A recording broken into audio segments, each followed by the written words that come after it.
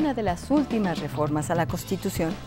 estipulada en el artículo 1, párrafo 5, mandata: queda prohibida toda discriminación motivada por el origen étnico o nacional, el género, la edad, las discapacidades, la condición social, las condiciones de salud, la religión, las opiniones, las preferencias sexuales, el estado civil o cualquier otra que atente contra la dignidad humana y tenga por objeto anular o menoscabar los derechos y libertades de las personas. La discriminación,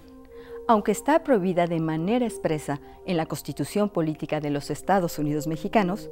es una práctica común en nuestro país. En la sociedad hay diferentes sectores que se encuentran en una situación de mayor vulnerabilidad de sus derechos y, por tanto, de discriminación. Por ejemplo, las personas con discapacidad, entre otros.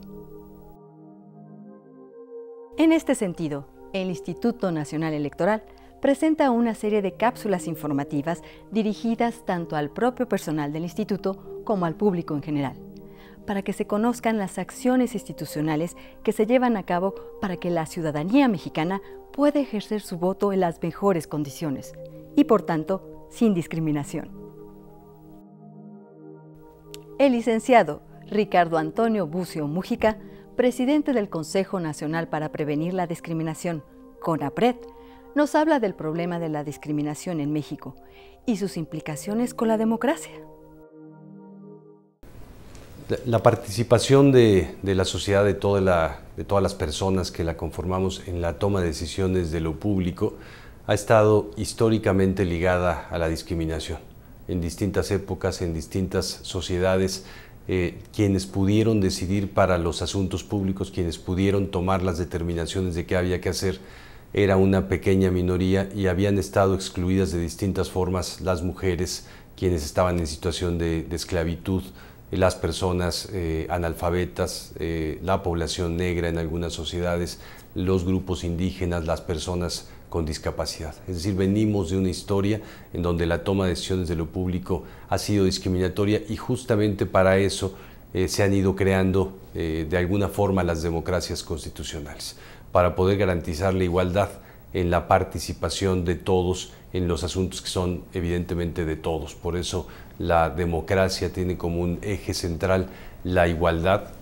no solo en la participación, sino la igualdad como horizonte, el que todas las personas podamos ejercer derechos, libertades, tener las mismas oportunidades, participar de los mismos bienes y servicios públicos. Esta relación que ha sido histórica, que ha sido simbiótica entre discriminación, sistemas políticos y ahora entre igualdad y democracia, es un eje central para el trabajo electoral.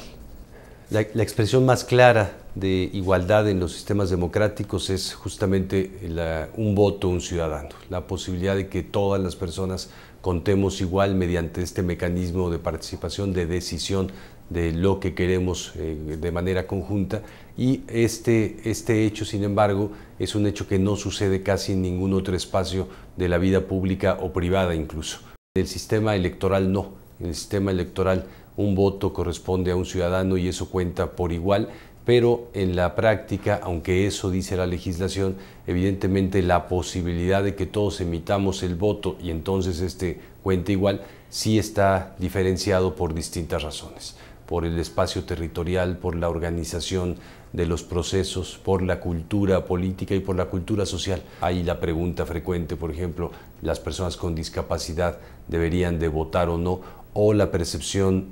frecuente de que el hecho de que haya casillas instaladas en todo el país asegura similares condiciones para todas las personas. Esto no es real ni en México ni en el mundo, y por eso se toman una serie de medidas para justamente tratar de que las personas puedan llegar a la casilla y ejercer el voto en igualdad de circunstancias. Que las personas con discapacidad, sea motriz, sea discapacidad visual, sea sordera, puedan acceder a las casillas, que las personas en razón de su edad, adultos mayores, mujeres embarazadas también puedan hacerlo y puedan tener condiciones preferenciales, y la búsqueda de que en todos los espacios territoriales, en el espacio rural, en las zonas indígenas también haya una adecuación en términos de lengua y en términos de hacer más accesible, sobre todo más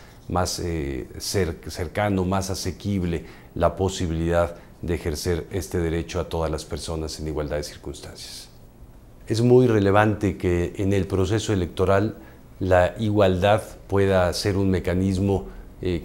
no solo porque el fin de la democracia es el hecho de que todas las personas ejerzamos derechos y libertades en igualdad, sino porque es el método para lograr esto. Sin condiciones de igualdad en la totalidad de las etapas del proceso electoral no es posible conseguir un proceso igualitario, pero tampoco es posible que se dé el fin de la democracia, que las personas puedan estar representadas de igual manera, que las agendas, las necesidades de todos los grupos estén también en las propuestas políticas de partidos, de candidatos, y que todas las personas tengan posibilidad también de ser votados, si así lo desean, si quieren participar de otra forma en el proceso electoral. Es indispensable entonces detectar cuáles son todas las condiciones por las cuales cierto tipo de personas, ciertos grupos de personas, en ciertos espacios hay mayores restricciones para que las personas puedan ejercer este derecho político. Aunque hay pocos casos, sí hay casos en donde se restringe en razón de la orientación sexual, en razón de la apariencia de la persona, en razón de la discapacidad, en razón incluso de alguna decisión en donde se crea que pueda alterar la seguridad de la casilla, y entonces se restringe el voto del ciudadano. Para ello, el INE y todos los que forman parte de los procesos electorales, incluyendo a todos los ciudadanos que participan de esto, tienen la obligación, la misma obligación que tenemos las instituciones públicas respecto del artículo 1 constitucional. Dice expresamente en el párrafo 3 el artículo 1, todas las instituciones en el ámbito de su competencia tienen que promover, respetar, garantizar los derechos humanos. Y esto implica todos los derechos políticos, la totalidad de los derechos políticos, y nos obliga a todos a ser partícipes de garantizar la igualdad, de poder también ser,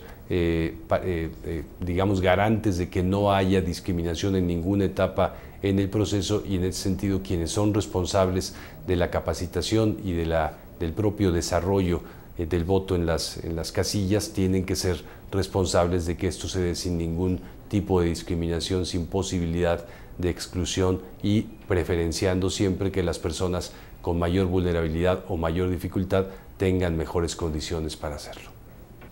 Quiero invitar a todos y a todas, a quienes son partícipes, responsables,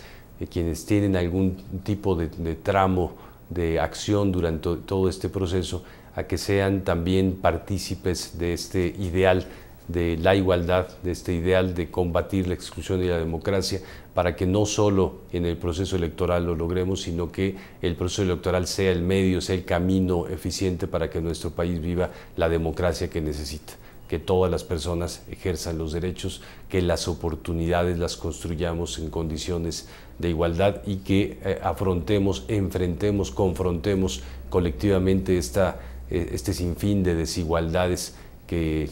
están como un tejido, digamos, sosteniendo la vida del país, y que ponen en una situación de desventaja asimétrica, permanente, sistemática a muchos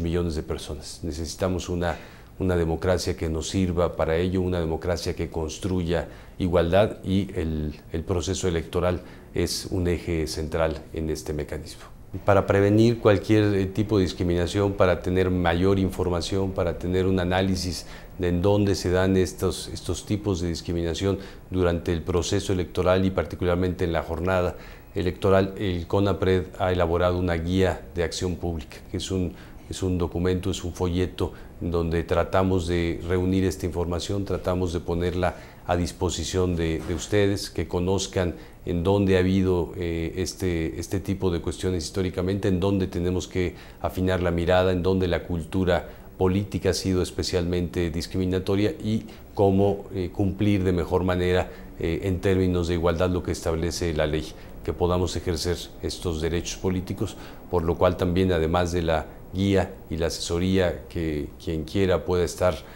brindada por parte del CONAPRED en este sentido, Les agradecemos junto con este instrumento la posibilidad que nos dan a toda la sociedad mexicana de ejercer